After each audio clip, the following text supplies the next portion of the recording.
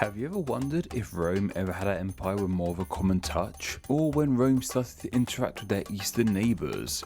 Well, have we got a story for you. This is the AD History Podcast, weaving a tapestry of world history from 1AD to HD, powered by TGNR. Get your good news that's real news at TGNR by visiting tgnreview.com. Now here are your hosts, Paul K. DiCostanzo and Patrick Foote. And brought to you via London and New York City, you are listening to the AD History Podcast. I am Paul K. DiCostanzo, and I'm joined by my co-host, Patrick Foote. Patrick, this is a serious marker for you and I. This is our 10th episode, the end of our pilot season, and we have some seriously good news for our listeners who have been asking for this for the longest time. We do indeed, Paul. Would you mind sharing that with everyone? It is absolutely my pleasure to do so. Like we discussed in prior episodes, because we've been asked quite a lot, our first season was a pilot season. We wanted to know if this would take and if it had a future, and we thought this is the best way we could go about it. But after the clear response from you guys, and after much discussion and planning between Patrick and myself, we are now starting this fall with the beginning of Season 2. We will be recording and releasing 2 episodes a month, or once every 2 weeks. And this is incredible, this is exciting, and it's more than we could have possibly hoped for, and it's a huge step forward in an incredible journey that we're all taking together. It's not just Patrick and myself, it's you guys as well. And we're starting to go all in. We're starting to pick up the pace, and that's a really big deal, and there's nothing that could be more exciting from our perspective. Super exciting. I'm really looking forward to picking up speed with this. Like you said, these first 10 episodes have been something of a pilot. We've been learning as we go. I'm sure episode 1 sounds nothing like episode 10 by now, and it's going to constantly evolve as we watch the world constantly evolve and change, and I'm just excited to still be on this journey. Yeah, just like I was saying, this has really been an incredible journey. And really the best part, and this is not cliche at all, it's absolutely the truth, the best and most exciting part is not just the fact that we have people listening, but we have such a thoughtful and engaging and interesting audience who really just kicks us up a gear. Sometimes, whether it be podcast creators or YouTube, they often like to say that it's you guys that make it all worthwhile. And at times, given how often it's said, it can kind of sound like a constant refrain, but it's not. It's absolutely the truth. And so for us, when you have an audience that is as awesome as you guys, that is really the grand slam. It's the one thing that you can never account for, the one thing that you can only hope to build. And that's exactly where we are. And like I said, we are so pumped. And the fact that we get to do it with you guys really just takes us into a league all of its own. But before we get into it, with all this good news out of the way, let's fire up our necessary and obligatory, now legendary, AD History Podcast Ground Rules. 1. Evaluate events in the context they occurred. 2. Over the span of recorded history, the way it was recorded, its methodology, and the facts that are important have changed immensely. How we view history today is not necessarily how we viewed it 50 years ago. 3. Nothing in history was inevitable. And 4. History and the past is like a different country. So, Paul, you were talking to us about something we haven't really heard much about in the Roman Empire this far, and that's a good emperor, which we don't hear much about those. They're normally pretty bad people, but you're telling us about one of the good emperors. In short, yes, we definitely seem to have a preponderance so far in the first century after Augustus of generally deeply problematic princeps, and the Principate being a wildly varying convention in terms of succession, the exact powers that it possesses. It's an institution that throughout the first century that we've covered basically undergoes a tremendous evolution, starting with the reign of Augustus, which up to this point has largely been the gold standard on which this role had largely been modeled. But this is interesting because now, historically, Augustus has to share the stage. And the person that he's going to share the stage with is the individual whom we are discussing today, the one that history knows as Emperor Trajan. And coming from apparently a 4th century source writing about Trajan and the 1st century of emperors, there is a very interesting quote that apparently was used often when it came to those who were on the stage and by the Roman people. And the saying goes, quote, "Be more fortunate than Augustus and better than Trajan." Well, that is really quite a comparison, is it not? No, it is rather good comparison indeed. Yeah. And so the question now is why? And on top of that, there's the other aspect of this. So in our previous episode, I covered the Domitian despotism. And, for all intents and purposes, he very much fit the model of despotism that we understand in terms of political convention, even to this day. But in the case of Domitian, obviously, he was utilizing the powers of the Principate to basically conduct and consolidate personal power where all decisions and all aspects of Roman life were influenced and decided by a single individual and whatever their agenda was. Yet Trajan, unlike Domitian, is by no means loathed. He is one of the paragons of how an emperor should act. And so the big question here for us now, Patrick, boils down to the idea of, while Trajan is not the immediate successor to Domitian, that was Nerva, but he only ruled for a little over a year, he is the effective successor of Domitian. And so how is it that Trajan, who is celebrated, yet possesses all of the same powers that Domitian did, that the outcomes were so radically different? And this is very important in understanding Rome and really a very appropriate companion piece to the segment we did for Domitian in our previous episode. And for him, it is an interesting beginning because Trajan, I believe in 53 AD, was born in a Roman settlement called Italicia, which was in fact located in Hispania, the Iberian Peninsula. What's important about this is that it's not Rome. It's not the Italian peninsula.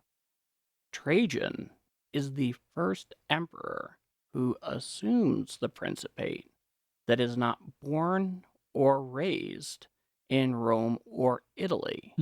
And this is a really big deal because through the conventions, or rather the Roman political conventions of the time, that hadn't happened. And in some ways, there are some who even view it as an evolution of the role towards a meritocratic streak, at least as far as the Romans would see it.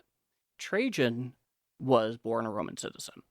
Most notably, his father held a number of positions. I believe he held a consul post at one time, and he was governor of several provinces, but most notably that of Roman Syria. He also was involved in fighting the Jewish war that we covered so extensively. So Trajan is highborn, but he's not from the Roman cultural and political epicenter. And he follows his father to Syria and ends up joining the military at a young age. So he's taking one of those paths that is not at all uncommon for the emperors that preceded him, as well as the emperors who would follow. It was one of those truly set paths that you could take in order to realize some sort of greater goal, as you can imagine. But for the most part, not a heck of a lot is known about his early life. And in some ways, that is not entirely unexpected because, at least for the Romans' part, and certainly the few that are writing histories on this, and that's something we'll get to later, is a kind of an odd dearth of sources that we haven't experienced so far in this subject. For the most part, a lot of what is known from him starts coming when he's already well into his professional life. Really, where his career starts picking up is actually under the rule of the loathed Domitian. And that's something that's quite politically inconvenient, as you might imagine. Specifically, he was in a situation where Saturninus, who was a Roman general, led an uprising of legions. I believe it was either on the Rhine or the Danube, and it was against Domitian. And Trajan went and decided to back Domitian to put down the legion and Saturninus's uprising. However, it ended up getting put down before Trajan was able to get on the scene. However, the loyalty and support by Trajan for Domitian was not overlooked by Domitian. As we covered last time, for Domitian, the highest virtue, of course, was loyalty, and not just any loyalty, but loyalty to him, without a doubt. And so this ultimately led shortly later down the line to his receiving command of all forces that were on the Rhine. In fact, he may have even been governor of Germania Superior. But when Domitian is assassinated, and in the previous episode I mentioned that it was by his Praetorian Guard, it was not explicitly by his Praetorian Guard. It was suspected that a conspiracy involved his Praetorian Guard, but as I understand it, he was in fact murdered by one of his closest servants. And so when this goes down, the Senate very easily and in consensus appoints Nerva, who at this point is a very, very old man. He's in his 60s. And when he takes over, there's the obvious bias against his age because living into your 60s in that era is pretty old. 2,000 years ago, 6 decades is quite an accomplishment. And in this case, his rule is largely benign, but his biggest issue is the fact that he doesn't really have the support of the military. And for the most part, the military itself, sans the Praetorian Guard, was actually rather fond of Domitian because Domitian, for the most part, took care of them. That was always one of the requisites of any successful emperor, at least in terms of maintaining power, which is keeping the military on side. And so when Nerva comes about, he doesn't have that same relationship with the military. And so he only rules for a little over a year. And in that time, he's clearly in poor health. And the military, and in this case, most certainly through the Praetorian Guard, there starts getting put pressure on Nerva as far as naming a successor. In addition to the fact that the military was very upset that after Domitian was murdered, Nerva refused to bring those who actually committed the murder to justice and hand them over. And so what the Praetorian Guard did in this case was go and surround Nerva's home and put him under house arrest. This is something that is largely quite interesting because in doing so, they did manage to get those who murdered him to justice and be executed.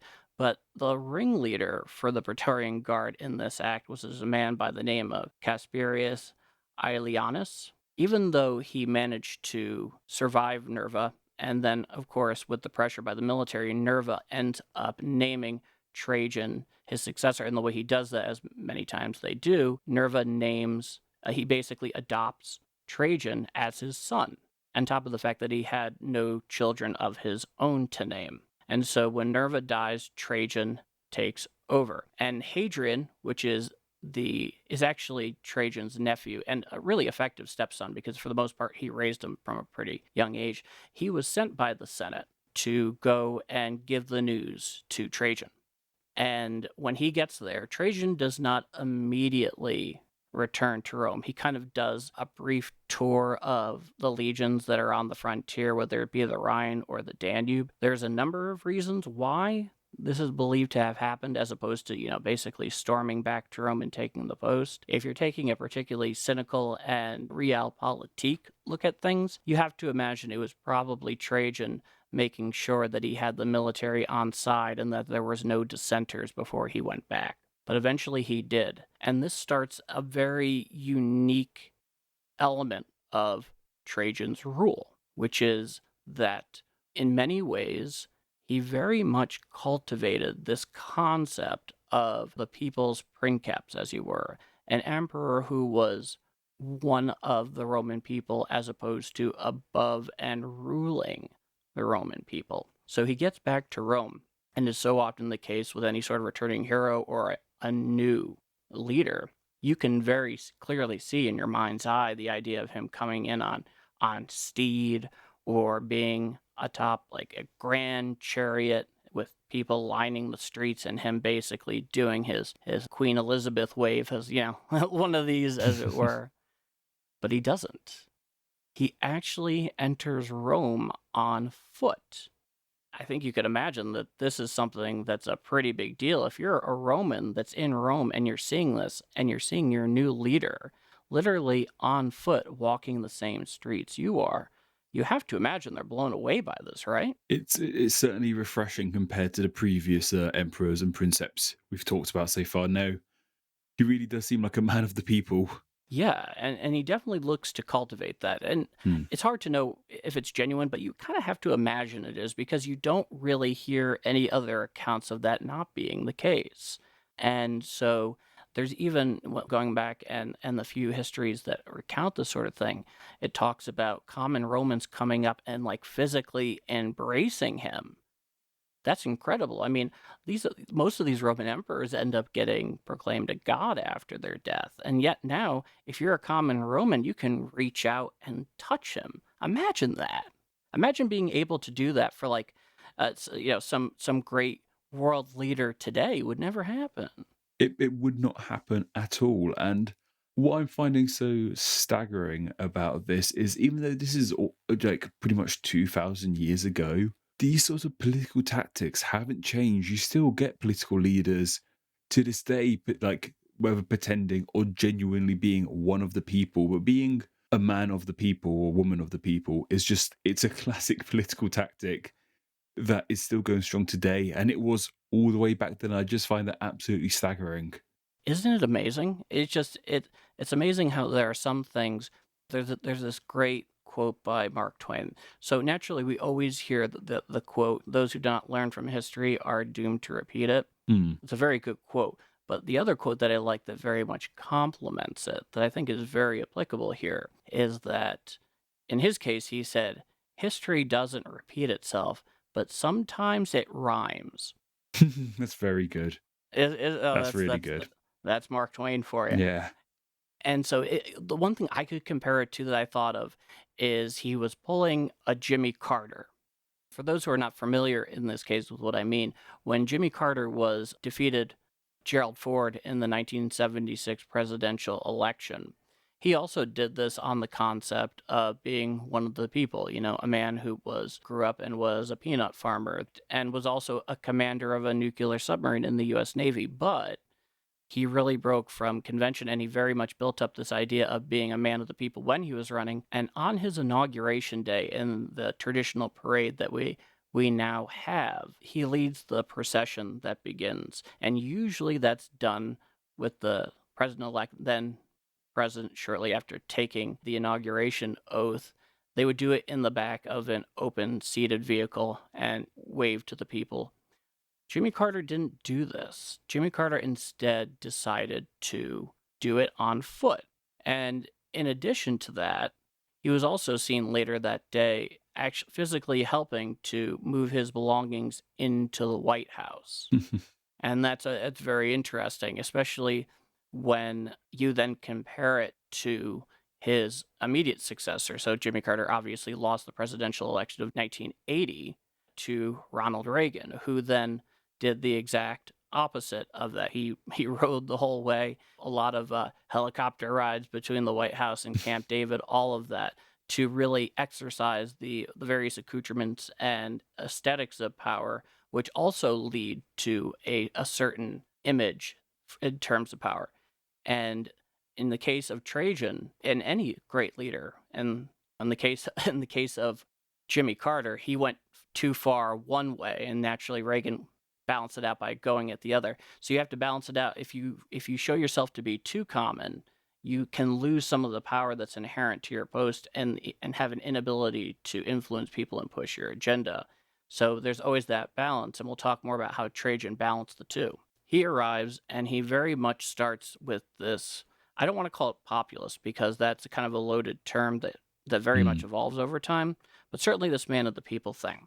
And when he gets there, one of the very first things that he does, because it's necessary in a position like that, even though he was not known for having any sort of predilection for political violence, one thing that he made sure to do was get his hands on the Praetorian Guardsman Casperius Aelianus, who basically, though he did not kill Nerva, pulled that stunt where he surrounded the house and forced Nerva under house arrest, and basically had him executed, because the last thing you can do is assume this new position and have somebody that close to you that you know essentially bitten his former political master. So in some ways he was getting order to his house, but he was not a man who was known for a predilection for political violence, which is extremely interesting. And throughout all of this, he really took on, at least in terms of his domestic policy, he did a great deal to go forward and make any decisions in any building or anything like that with the people clearly in mind. He had an undeniable understanding of the needs of the common Romans in a way that a good deal of his predecessors did not nearly pay enough attention to. And so naturally, with Trajan coming onto the scene and having this common appeal, and then you start seeing him implementing these very practical and very useful undertakings, it's very, very powerful. Indeed, here are some of the things that he did in order to really undertake it. These are just a number of projects that came out under him. One of the things he did was he drained the Pontine marshes that were south of Rome, which were former wetlands, that he ultimately ended up building roads there. This is before environmentalism was a thing.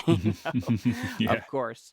He definitely took on a strong initiative for building and maintaining new roads throughout the Italian peninsula. He constructed the harbor of Ostia, which is at the time a main port for Rome on the Tyrrhenian Sea, and it's really a very considerably helpful thing economically for most people to have that sort of thing, because the Romans were, in addition to being land creatures by virtue of where they are in the Mediterranean, also had to become complementary sea creatures as well, to put it in a way. He builds a major public baths complex on the site of Nero's supposed Golden House. So they're still taking punches at Nero even decades later. He constructs a new imperial forum that also included 2 public libraries. Really, really good stuff. Of course, there's also the Trajan Market, which is there as well. And he goes and undertakes a considerable initiative to collect damaged coins and reissue them. It looks good, and there was also some devaluation of currency in there as well. I don't know if he specifically put his image on there, but I am pretty certain that he did influence his reign in some way on the coin, because like we were talking a few episodes ago, propaganda in your pocket. Can't miss an opportunity, right? No, definitely not. Of course, he also was really, really big in the importance of bread and circuses, the games and festivals. I believe when he had his victory over Dacia, I could be wrong, he initiated 120 consecutive days of games, which is just, that's 4 months. It's a 4 lot of straight games. months. It is a ton of games. And it really kind of speaks for itself in that way. And he also, upon assuming princeps/emperor, undertook direct monetary payments to the Roman peoples themselves.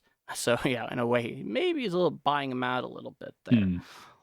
But it was clearly laying the foundation of what he wanted to do, and certainly the image he wanted to create, and very clearly was somebody who had an understanding that there was a responsibility for him to the people he ruled to actually improve their lives. And that goes a very, very long way. Now, as far as all of this is concerned, this is his public, domestic initiatives.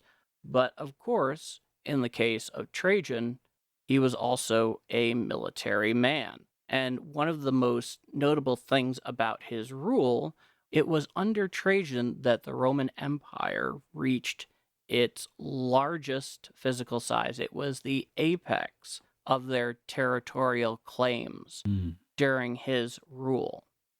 And when you go and you look into it, and the way I did this was by just using online a calculator to actually get the distance here.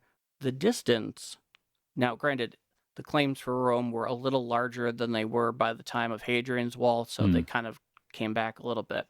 But using Hadrian's Wall for the most part, Brampton as a straight line to Baghdad, because he got all the way to Mesopotamia under this after his victory over the Parthians.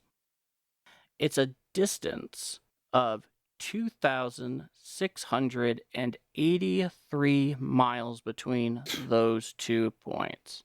Those 2 points that are kitty corner opposite in the Roman world. But this is something that I think will help for some of our listeners to get an even greater visualization. I use the same service to do this one. I also compared the distance as a straight line from New York City to San Diego, California, and it's only 2,414 miles. And as a straight line, and if you're driving, it's 2,760. That literally, in terms of the straight line, going from my home here in New York City out to San Diego, California, is 200 miles shorter than the distance between Brampton and Baghdad. Think about that for a moment. How incredible is that for 2,000 years ago? It's quite staggering. Like, yeah, there's never really word for it, especially for that far back in time. And as we've talked about in the past, Rome's size would eventually be its downfall, I guess, in some ways more than others. But it's very interesting to see it peak in size. And something I'll just ask you quickly here. While it wouldn't get any bigger, would it sort of gain new areas but in turn lose areas, or was everything Rome would ever own and had ever owned there right then? Or would there be new places despite the fact they would also lose some places? So we get to this a little bit later in terms of the conquests that are undertaken by Trajan. And no, this is as big as it gets. They've ultimately decided that they're not going to go and seriously advance north of the Danube. They won't go further east of the Rhine. Hadrian's Wall is where it is. There's not a great deal of change in the North African provinces, Cyrenaica, or you go further west than that to places like Morocco or Egypt. This is all that it's going to encompass effectively. And as far as what Trajan managed to accomplish in his defeat of Parthia was the reality that they couldn't hold on to it. As we will talk about in my segment in a moment. Yeah, absolutely. Because 2,000 years ago, lines of communication and supply and political control, it's almost impossible under those circumstances to enjoy any sort of centralized political or military control in that place and time. It's not until extremely recently that we've had the technology and interconnected infrastructure that would truly allow for such an arrangement to happen from a centralized point like Rome to places as distant as the border of modern-day Scotland and England or basically modern-day Iraq. So, and let's make a distinction here, Patrick. And we'll just, because I think it's a pretty good one, which is that there's a difference between seizing and taking a land and conquering it. Hmm. And the way I see it in conquering is not only taking a territory, but it's also the means of pacifying it, successfully administrating it, and having the people who effectively have been conquered to in some way buy in to this idea that they are now under the rule of a distant foreign power. And that's something that they could never do that far east in the case of the Romans. So yeah, it encompasses everything that they will. And from here, it's a very slow process, but it'll begin to shrink. And the Parthian conquest portion will end up shrinking pretty quickly after it's conquered. So yeah, he went too far. He was also really too old at that point to really keep going and do what needs to be done, because he went out and did all of that himself. We'll come back to that in a moment, because one of the biggest things that Trajan ever accomplished in terms of his foreign policy and dealing with others is actually occurs in Dacia, which is roughly what we consider to be today modern Romania. And certainly the name Romania is not a coincidence. Have you covered this in Name Explain? I have. It's one of the more successful videos, funnily enough. Why isn't is more focused on Italy? Why isn't Italy named Romania after the Romans? So give us a little insight into that one, because it's relevant here. Yeah. So the name Italy. God, I wrote this video about 3 years ago now. The name Italy unto itself. It comes from a tribe more on the heel/toes of the Italian peninsula. The Italas, I think they're called, something like that. However, as Romans did settle in what modern day Dacia/Romania, that's why that country has that name, Romania. I mean, and also, of course, the interesting thing about modern day Romania is that they speak a Romance language all the way over in Eastern Europe. There's just like this Romance speaking people. It's a really fascinating country and one I want to visit for sure. Especially just being an aberration, essentially being surrounded by a sea of effectively Slavic languages. It's really fascinating. Yeah, all this Slavic, like, you presume it would be another Slavic, like, sort of language, but nope, just another Romance speaker all the way over there in the east of Europe. It's really fascinating.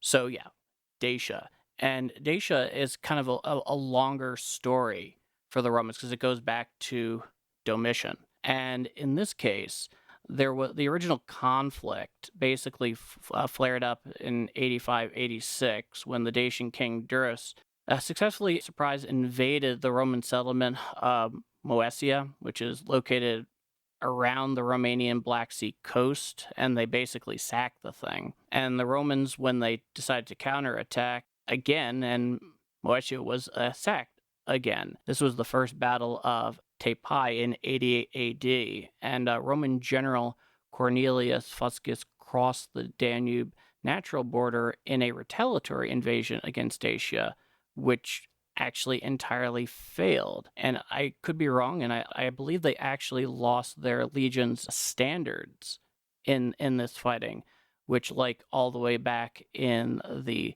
humiliating loss in the Teutoburg Force, which I believe was in 9 AD, was a grave dishonor. This is a military tradition and convention that lasted even into the days of the Napoleonic armies, if you can believe that. My goodness. So, given the events occupying Roman forces elsewhere in the empire, Domitian was not truly able at the time to assemble an adequate invasion force to really handle what was happening in Dacia at the time, which led to there being a truce signed by Domitian and King Durrus. It made Durrus and Dacia itself a client kingdom of Rome. And also, on top of that, I think what we would also call a buffer state from various other powers beyond that Rome was certainly keen to have some physical distance from, without a doubt. And it also led to large financial support from Rome in compensation for the fact that they lost, but they still got the client king. So for the most part, it was a net win for Dacia. And basically, they ended up using the money they received from Rome to further fortify Dacia from mostly any potential future Roman aggression. So they were taking the bounty from the peace pipe and doing what was possible to basically protect their gains. Under Trajan, Dacia remained a threat for crossing the Danube to attack Moesia again. So in 101 AD, Trajan preemptively invaded Dacia with much greater success. He had, well, first off, one thing that's undeniable about Trajan is that though he did not have a super distinguished military career, there weren't any tremendous victories that happened, he was still a very respected military figure and a very capable one, to be sure, and namely under Domitian. And this preemptive invasion resulted in, I believe it was then Decebalus, seeking peace terms again, which succeeded. So we go from there, and this time obviously was much more successful, and this now Decebalus sought peace terms that were far more favorable to Rome, which made him officially a client king and further cemented Dacia's position as a buffer state. Though Dacia was extremely valuable to Rome, beyond serving as just a client kingdom or buffer state, it has extremely bountiful gold mines. Can we edit in Spandau Ballet just there? Dum dum gold. Hell to the yes. Anyway, so they had very, very bountiful gold mines. So because of these bountiful gold mines, this interconnects with the very aggressive building policies that Trajan was undertaking in Rome to build the kind of things that he ultimately built. And I mentioned this briefly in our prior episode. There's something of a scholarly debate over the state of Roman finances under Domitian.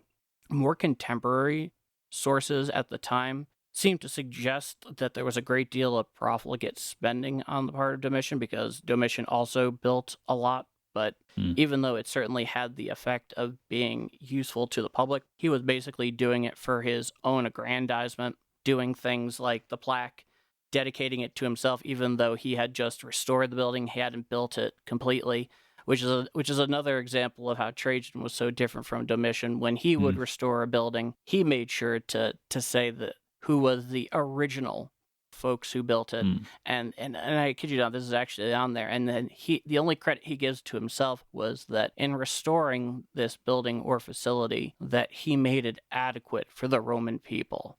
So you can see the difference in there. So yeah, there's this debate now with modern scholars who seem to believe that the deficits of Roman spending and barren coffers may not have been the case, and was simply detractors of Domitian afterwards, just railing on him for one other thing, because Domitian by the end here was a non-person. He just like Caligula, they were doing everything to write about. The only difference was he ruled a lot longer and had far greater impact, to be sure. And because he was such a political hot-button issue, obviously Trajan was, even though he did end up having a great deal of career success due to Domitian and Domitian's favor, he was never keen to publicize any aspect of that. So in order to do the things Trajan wanted to do, he needed the money to do it. And so ultimately, taking out Dacia as an independent state, yet still a client kingdom that was loyal to Rome, he took it out. He took it out, and even though originally, when he had his first preemptive invasion against Dacia, there's no reason to believe that at that point he wanted to incorporate them and make them a formal province. But at this point, he certainly does, because, well, let's face it, Patrick, the money's got to come from somewhere. Yeah. And boy, that one paid major dividends and was celebrated extremely, like I said, the 120 games. And that's something I was actually going to ask you about, all of this, like, all this stuff that Trajan did sounded remarkable. Where was he getting the money to do it from? And you've just answered my question there. Yeah, a lot of it, a lot of what he was looking to do ultimately came from that, and which is Mm. certainly important to know and important to keep in mind. So he manages to pull this off. It's widely celebrated. He has the means to undertake this. And on top of that, there's also the biggest and most memorable aspect of what he sought out to do, which actually had to do with Parthia. And the way he did it was somewhat along a line of outwardly incongruous events that undoubtedly were very much deliberate in his mind. He went out to Roman Armenia, which at that time would have been the easternmost portion of ancient Anatolia, so basically modern day Turkey, and Mhm. where largely Armenia sits to this day, making sure that there was a satisfactory Roman client king on the throne when the previous one had been unseated and without the consent of Rome and a new one put in his place. So when Trajan went out there to correct the situation, it was also an opportunity for him to be on the scene when he decides that he wants to finally take on the Parthians in force. And one of always the biggest issues with the whole Parthian concept is that one, they were very far away. They were on the borders of the easternmost portions of the empire out in the modern Middle East. And they were not nearly the threat to Rome in terms of their actual military power that they had been prior. But basically, he takes the opportunity to amass his forces and personally oversee the conquest of Parthia, which he succeeds at. He actually defeats the Parthians in full. But at this point, he's a much older man. He's Mm. nearing the end of his life.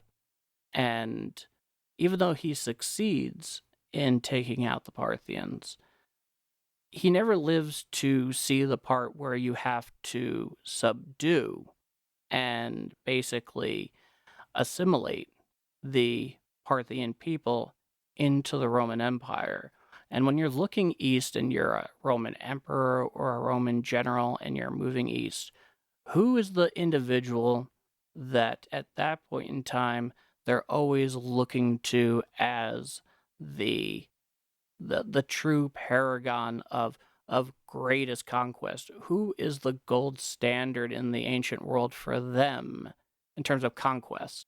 I imagine that would be Alexander the Great. Yeah, it's Mm. definitely Alexander the Great. And so when this conquest is complete, apparently he decided to take a little ride down to the coast of the Persian Gulf and look out into it, out towards India, just as Alexander the Great had done, because Alexander the Great got all the way to effectively the Indian subcontinent. In reality, I think, if I understand correctly, we're talking more like modern day southeastern Afghanistan, maybe northern Mm. Pakistan from a modern perspective. But that's as far as he went. And apparently, according to legend, he said to himself, if only I were a younger man, I would go all the way to India. And on his way back to Rome after the conquest was complete, he never ended up making it. I believe it Mm. may have actually been on the sea voyage. I'm not 100% sure that he died from natural causes from a stroke. And by the time he did make it back to Rome, it was after he had been cremated. And so, with his death at the end of his life, the Roman Empire was at its territorial apex, but it certainly was not something that he could maintain. But there are a number of reasons why he went down as such a successful emperor. So, something I'm interested in knowing about Trajan is how did he mend things between himself, the office of emperor, and the political powers of Rome after what Domitian had done in the empire? So, this is a good question because not only does his rule affect the people of Rome, Domitian's rule in particular had an extremely detrimental effect on the Senate. So when we're talking about the role of emperor, effectively you're vesting all major executive powers, for all intents and purposes, in the hands of one individual. And for the most part, prior to Domitian, at the very least, there was still the political facade of republicanism that included the Senate. So when Trajan was chosen, and the Senate in many ways was every bit as coerced in this decision by the military as Nerva was to adopt Trajan. It just so happened to be a good choice. In this case, Domitian entirely dismissed the role of the Senate. He was taking all his decisions alone. He didn't trust the Senate. He didn't like them. He would execute some of them for just the smallest slight, in addition to publicly humiliate them. And they were completely sidelined. And insofar as folks in that walk of Roman society could be a victim of anything, they most certainly were the targets that Domitian seemed to take the greatest pleasure in frustrating. And so when Trajan comes about, they are at the very least ambivalent of what is to follow. But Trajan, for all intents and purposes, does an extremely fine job of reincorporating the Senate into decision-making and the effective political structure. Now, let's be clear about this. If Trajan wanted to simply take decisions on his own, he most certainly could do that.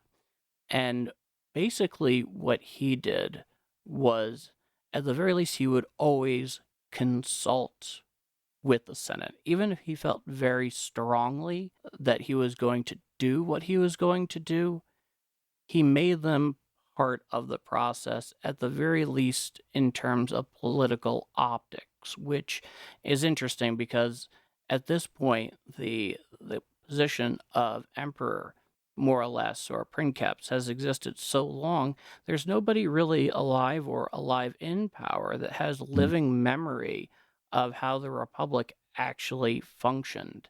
And so there's this kind of weird thing where, for the Senate, they seem less interested in the substance of having political power themselves and far more interested in the aesthetics of political power insofar as they themselves are concerned, which I think is awfully interesting.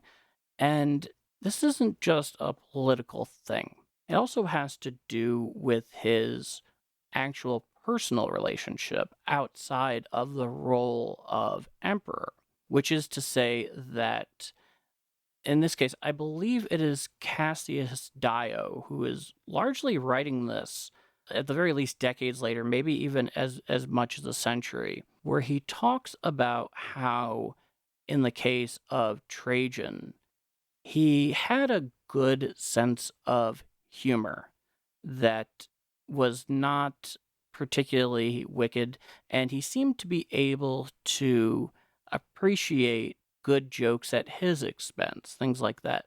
He had the ability to socialize with senators and those of that true patrician senatorial class. Like, he would go hunting, he would have no issue drinking and festivals and feasts and all of these things, where he was able to put down, and rather put aside, his role as emperor and effectively be one of the guys, if I were to describe it as anything, in a way that you have to imagine. Well, in addition to the fact that it was the polar opposite of how Domitian did things. Let's not forget the concept of Domitian dinner parties here, right? Yeah. But he could relate with them on a social level. There could be friendships. They could be, one of the guys. They could go out and do things, and they're not worried about slipping up and saying something and him taking some sort of slight.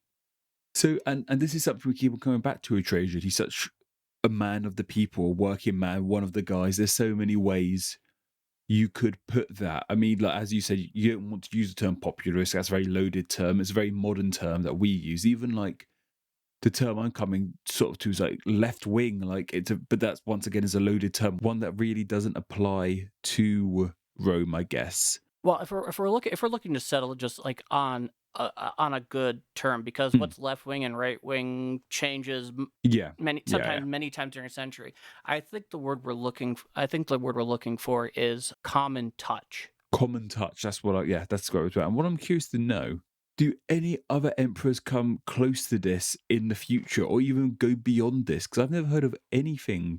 I've never heard of an emperor. When you think Roman emperor, sitting around having a pint with the lads isn't something that comes to mind. No, no, it certainly isn't. Well, see, the other part that I would actually mention here that's interesting to this fact is whether we know what the Senate and we have an idea of the common touch that Trajan has. There are even reports of him actually going into the homes of lower class Romans and enjoying at their invitation. He's not just kicking in the door and Just saying, rocking "Feed up. me." Yeah, no, enjoying the hospitality of lower classes of Romans in their own home, getting on with them just on a human level, and apparently even doing so without any guards. Wow.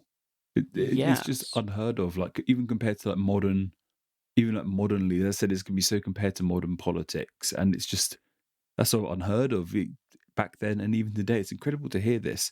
And as you mentioned, under Trajan's rule, Rome expanded to its biggest size, which we know today has not been the best of things because that did somewhat lead to Rome's downfall. But Paul, I'm curious to know: are there any contemporary articles, contemporary pieces of information from the time of Trajan about this? Were the Roman people happy that Rome had gotten so big, or were people upset?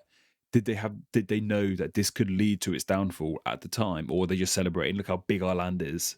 Before I answer that question, I need to finish actually answering the question you asked before that, which is, are there any other Romans like any other Roman Empire emperors that follow him that we can compare that to? Honestly, I'm not sure, but it is important to note that Trajan is considered one of the so-called five good emperors. Hmm. And to answer, just to put that in context, I don't know that that was a term that the Romans actually used. I think that might be a term that ended up getting adopted far later. I don't know if there was a following emperor who had that same kind of common touch. Possibly Hadrian did. I don't know, to be honest with you, but I can definitely tell you this, that the one thing that he does have in common when it comes to the other so-called five good emperors is that, for all intents and purposes, and we can't really see any accounts that would suggest otherwise, all of them seem to have a common priority, which was that good, efficient administration where the well-being and needs of the Roman people were their primary objective to serve as opposed to themselves is something that Trajan most certainly possessed. And the others being incorporating the other political mechanisms of Rome as well. Those are the commonalities. As far as actually being somebody that appears like a man of the people, the one thing that you can say that is significant to that end is the idea that they are now going within a Roman view, a more meritocratic decision making in terms of those who lead us, as opposed to simply who is your biological offspring, is a big deal. And that's something that, to one degree or another, becomes a more accepted convention for Romans at the time. So in that way, Trajan is very influential. And while meritocratic is still quite limited in terms of those they would seriously consider to give the job, it certainly is far wider than where they had been. And I think we've pretty much figured out at this point that the old model, while certainly there were some outstanding examples, there seemed to be far more that followed the Caligula, Nero, Yeah. Domitian route. But to your next question, you're asking if there's any contemporary sources about how the Roman people felt about the expanding size of the empire and as well as what Trajan was actually doing. Yes, forgive me if that's a dumb question. No, it's not a dumb question. So this is actually a really important question when it comes to sources. So up to this point, for the most part, we've really benefited from having the writings of people like Tacitus or the far more salacious Suetonius, who in the ancient world sometimes feel like he was only a few degrees removed from the ancient Roman National Enquirer, and others. And so when we come to Trajan, we basically have Cassius Dio, who was writing decades after the fact. I don't believe he was even alive for any of the Rome of Trajan. I could be wrong. And then, of course, you have the writings of Pliny the Younger, who was the nephew of Pliny the Elder. Who'd have thought that? Yeah, absolutely. And he wrote what they call the panegyric, which is basically a long hagiography that extolled all of the tremendous virtues and all the wonderful things that Trajan is and has done and will do, and basically painting him to be all things to all Romans. And obviously, no human being can be all things to all people. That certainly does not seem to be the case. But when you compare it to what we're seeing from Cassius Dio, we do seem to have the idea that the Roman people were both excited when Trajan assumed the role and seemed generally content with how he was running things. He ruled for 19 years and died of natural causes. That is the sign of, at the very least, longevity that's extremely uncommon among his predecessors. And the fact that there, for the most part, was a good deal of contentment within the borders. We still had our foreign wars. This was Rome, after all. But for the most part, they seem to view him as a very balanced individual and ruler, one who seemed to understand and balance the needs of the people against the needs for Rome to expand, and the idea that he is putting the task of the best administration with the best aspirations for his people ahead of his own, in addition to the fact that he also was not sadistic. He was not one for political violence. He knew that there were some people that you would have to deal with, but he chose really not to do that. He was a man not simply with a good sense of humor, but of good humor, to be sure, and someone who did not allow slights to truly affect his judgment or see it as a capital offense. He was somebody that you felt, and that history would seem to consistently portray, that he is somebody whom, in reality, most anybody of any standing in the empire reasonably could either do business with or could have faith that he is acting in their best interest. And in terms of foreign conquest, the Roman people were definitely not stupid. They knew that despite all the pride and everything that comes with the glory of Rome, that it's a delicate process, that eternal expansion, infinite expansion, is simply not possible. It's not possible today. It certainly wasn't possible then. And while I cannot definitively tell you what the general consensus of what the Roman people thought about expansion of the empire, they certainly, at the very least, if they're viewing it through their confidence and general support and liking of Trajan, you have to imagine at the very least they didn't oppose it. No. And that whatever came from those foreign conquests, especially when you're talking about Dacia, that under Trajan, it certainly contributed to a better life for Rome, for the Roman people, and on the streets of Rome and the wider empire. But I will say this, because we don't enjoy the sources like Tacitus and Suetonius, interestingly enough, outside of Pliny the Younger and Cassius Dio, this is also, for Trajan, one of the times where, in terms of where modern scholarship is, that we've learned more of substance apparently from archaeological evidence than we have necessarily from histories that certainly either being written a few decades later or contemporaneous. And unfortunately, outside of Pliny the Younger's panegyric, which you can only take so far because it's hagiography material, from what I understand, it's mostly based off of archaeological evidence, which unfortunately we don't have enough time to get into really. No. But it's interesting to note that that's largely where we are at this point. It's damn interesting. Thank you so much, Paul, for sharing all this information about Trajan. He seems like a really good egg, simply put.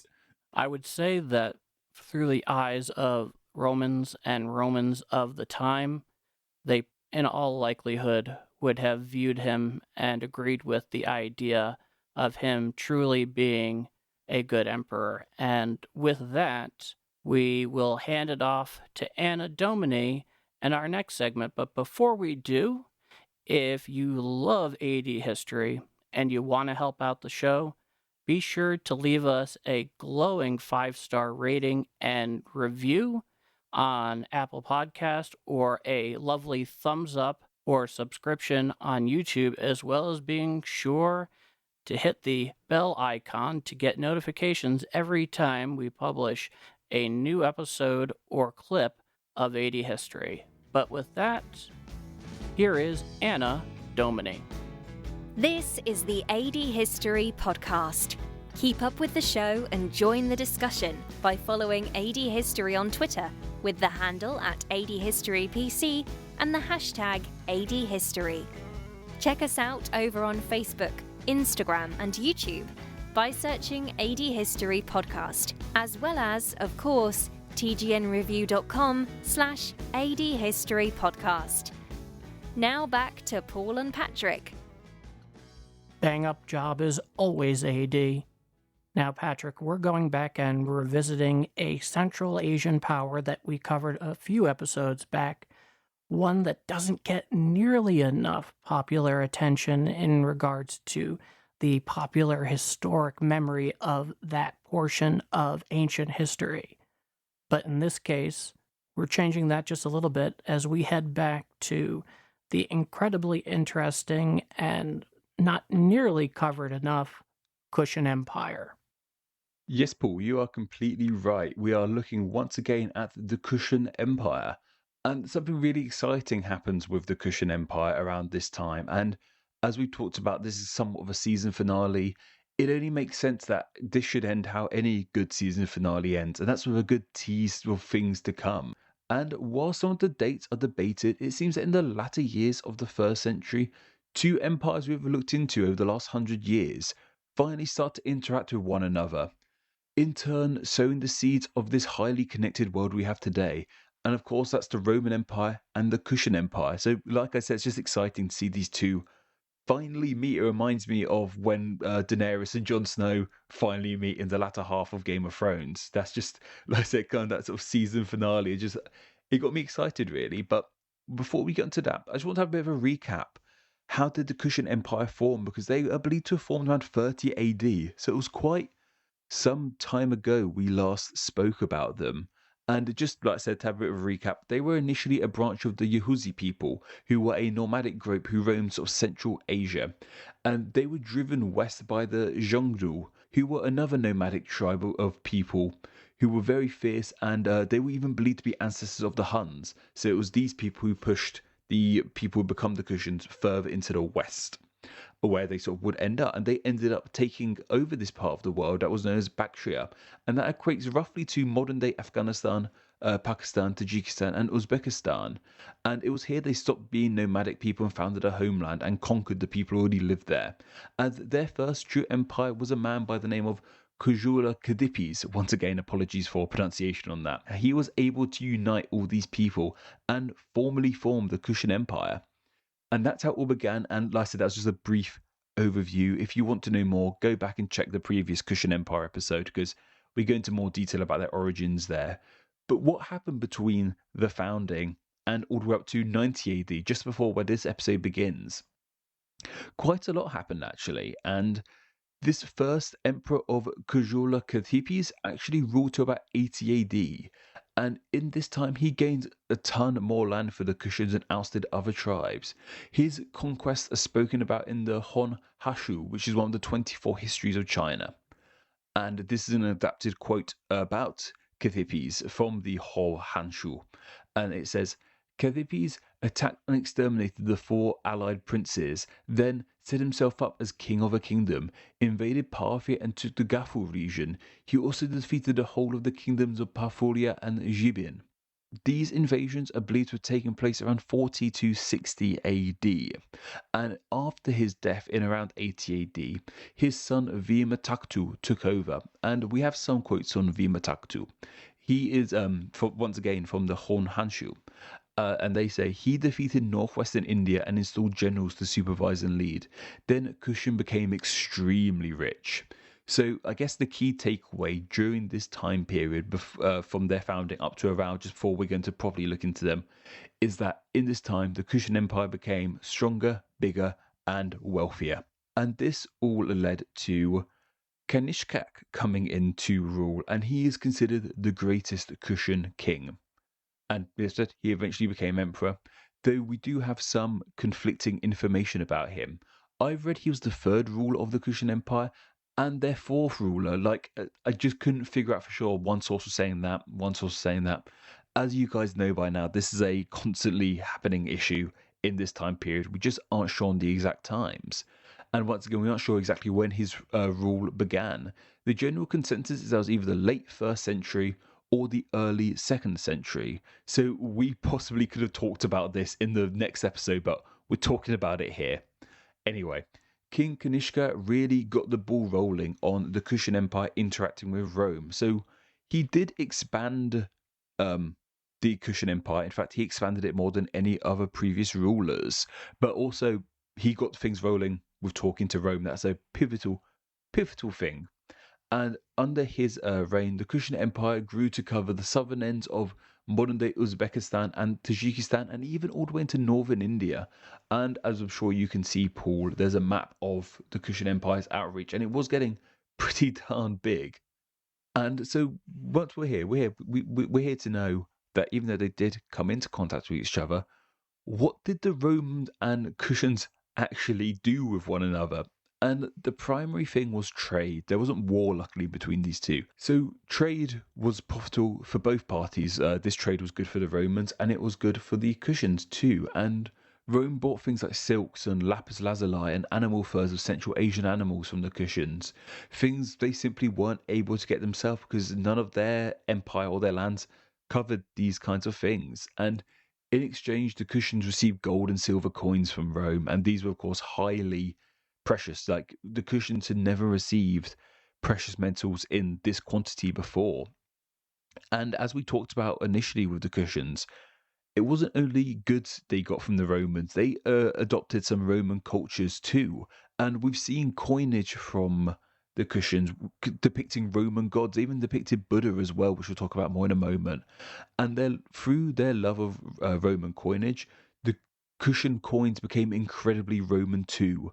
And there's even evidence of a Kushan coin that featured the Kushan ruler on one side and a Roman emperor on the other side, which is a spot usually held for a deity. So that's just amazing. Imagine a coin with 2 rulers of 2 different empires. That's just unheard of. It just shows how close these 2 empires were, I guess, in all honesty. But so all in all, they seemed to get along. But it wasn't just Rome that Kanishka broke ground with as he built up a relationship with the Han Dynasty in China.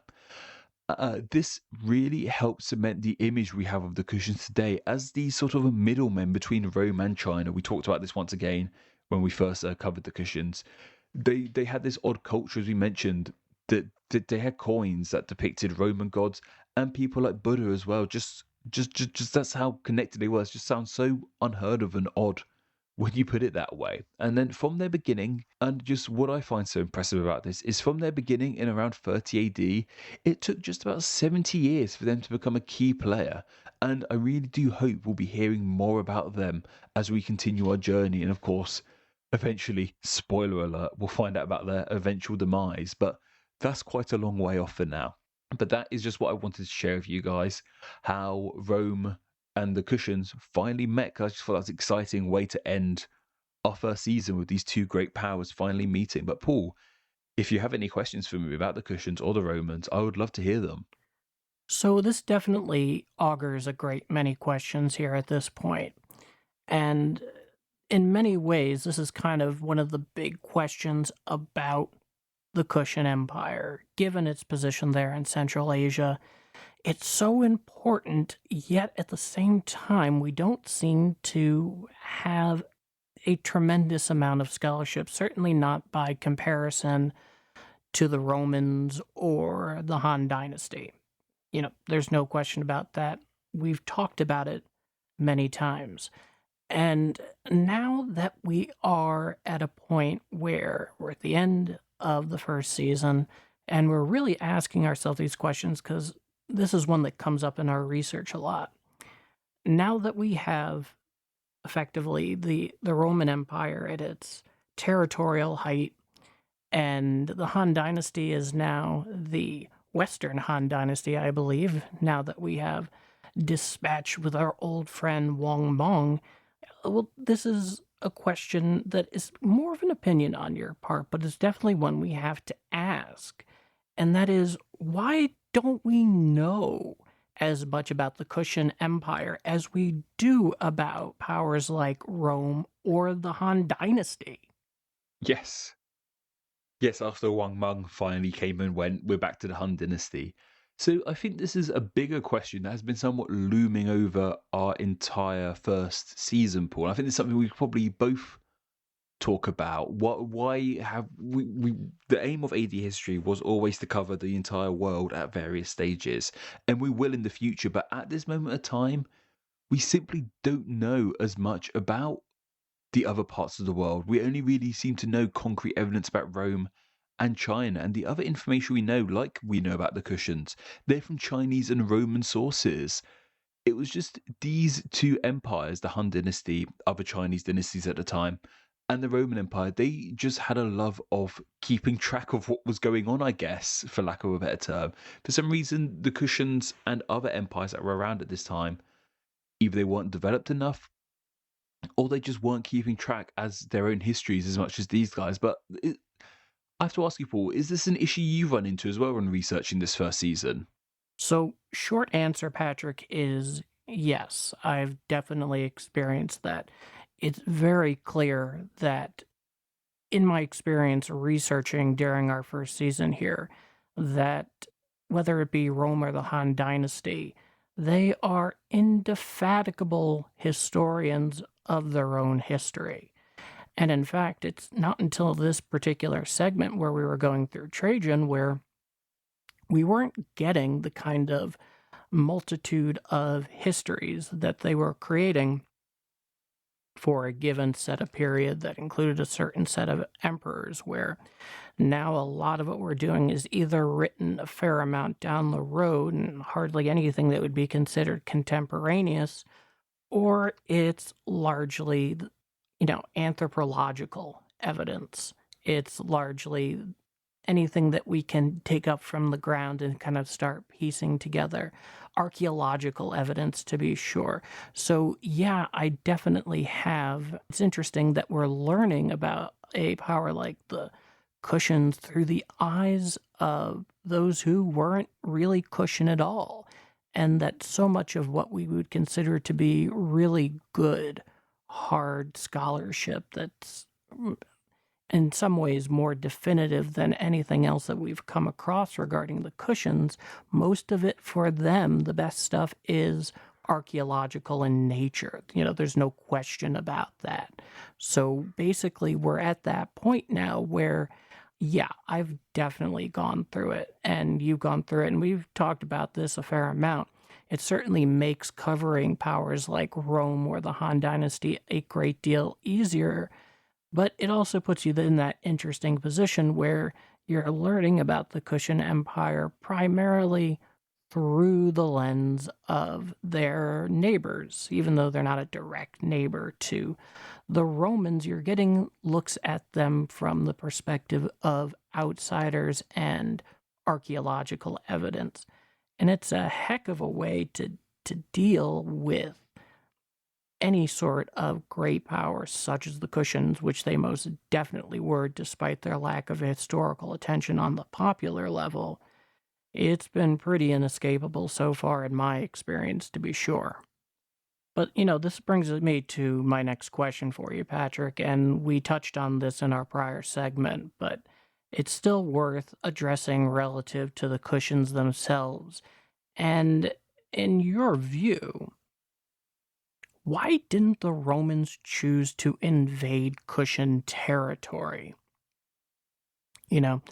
We talk a lot about how, whether it be in the prior episode, why Rome ultimately eyeballed Ireland but decided not to go there, or just as we were talking about a little bit before, why they couldn't hold their gains inside the Parthian Empire. But in your view, why don't you think the Romans pulled the trigger on this one? Because undoubtedly this is something that you've looked into because it's an interesting question. There's a lot of bravado and machismo when it comes to the Romans and deciding where they'll invade or will they not invade. And of course, there's always this pride about trying to go as far as Alexander the Great and go all the way to India. But what's your take on this?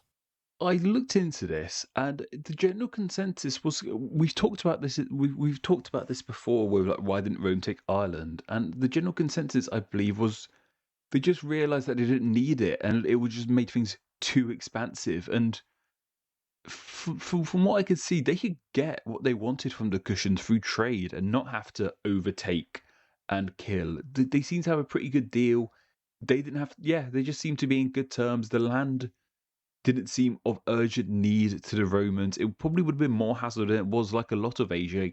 I think people have also asked why didn't Rome take over India, and it was just the same general consensus. They didn't really need it. It wouldn't have really got them much further. No, it definitely wouldn't. It would have been a great deal more trouble than it's worth. A lot of resources going into that sort of thing. And,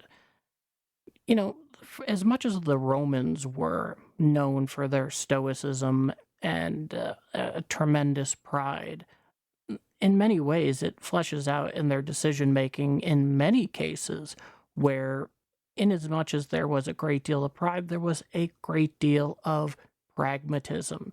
And it isn't only until very, very recently that some kind of centralized control over a landmass as large as what the Romans actually controlled was even possible. I mean, let's put this in modern terms. We were talking about this a bit in our prior segment, but have you ever had to fly from London to the Middle East? I've flown from London to Qatar, which is kind of the same ballpark, not exactly, but kind of the same ballpark.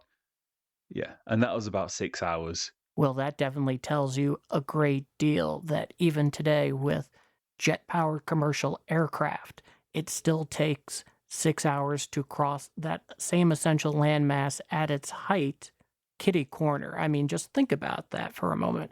It's absolutely incredible. In fact, when you stop and think about it, just how blown away the folks that inhabited this ancient world, whether it be the Romans, the Parthians, the Kushan, the Han Chinese, just how blown away they would be by even the incredibly commonplace, albeit very recent, technology that we are using without even giving it a thought to record just this podcast. I mean, they would be absolutely blown away by what we are taking for granted and what would be necessary communication-wise to have that kind of control. We'd be gods. Well, perish the thought, my friend, perish the thought. But yeah, and like we've talked about before, introducing a technology sufficiently advanced in front of a less advanced people, to them, as it's been said before, and this is kind of paraphrasing, this would be indistinguishable from magic. And it basically takes magic to exert the kind of control necessary to do this sort of thing from their perspective at the time. It would be our faces on the coin pool. One side would be you, one side would be me. Well, once again, perish the thought. Both your and my mugs on both sides of the same coin. Well, at the very least, it would be a very fine collector's items. But yeah, you know exactly what I'm talking about.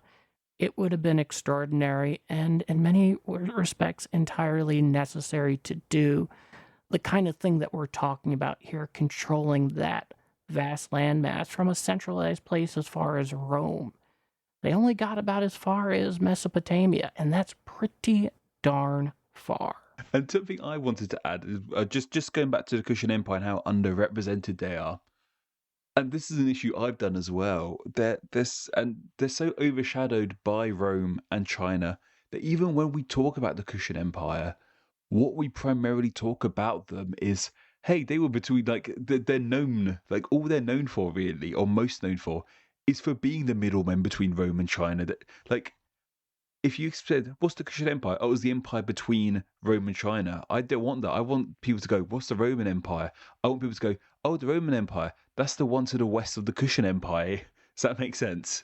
No, that makes total sense. I see exactly where you're coming from, and it's a sentiment I very much share. Yeah. They're just sort of just so, bless them. Like, I just feel bad. Like, even I've done it myself. I've harped on about how they were so, like, the middlemen between Rome and China, but they need, like, just need their own image. And hopefully one of the things we will do in the AD History podcast as we go on is give these lesser known stories of history more of a platform. Well, that's certainly a goal that you and I have both shared from the beginning. And it's no small challenge. You know, over time, we've had some people say, oh, well, you focus too much on this. Why not that? And the fact of the matter is, a lot of it has to do with availability of information. Our desire is very, very wholesale to give a good deal more detail and attention to those like the Kushan Empire, where in many cases its history does kind of get passed over in the popular historical sense. There are certainly scholars and academics and those out there who do pay attention to it. And of course, we're also somewhat bound, and it's one of the challenges of this show, from our Western perspective. You can't help where you came from. It's the reality of the thing, and that's something that you and I are always working through. But yeah, definitely. And as time goes on, and I like to think we've done a pretty good job of it so far in this first season, is getting that kind of attention and greater detail for powers like the Kushan Empire, figures that are not nearly as known. Like someone like Wang Meng, basically there was not a whole heck of a lot out there, even now after doing what we did. And yeah, I mean, that's one of the grand objectives for this entire show. And it's one of the things that really makes this show what it is, and putting that out there and making it part of one of our grand objectives, because not only do they deserve a platform as if we are the grand arbiter of such things, but they're incredibly interesting, and that in and of itself makes it worthwhile, makes the goal something worth aspiring to and to continue improving upon. I mean, that's one of the great reasons that we've done AD history and why we consider that our lens of true world history insofar as that goes. But, all told, the Kushan Empire is going to be one of many in that respect down the line. And, I'm all for it. Give us the challenge. That is why we are here, without a doubt. But, we're here and we're coming to wrap here on this last episode.